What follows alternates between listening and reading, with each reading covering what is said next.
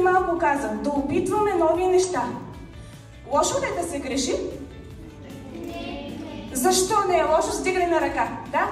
Ти? Защото като сме сгрешили нещо и някой ден, пак това не се случи, ще знаем, че това не е правилно и няма да се случи. Ще бъдем по-готови.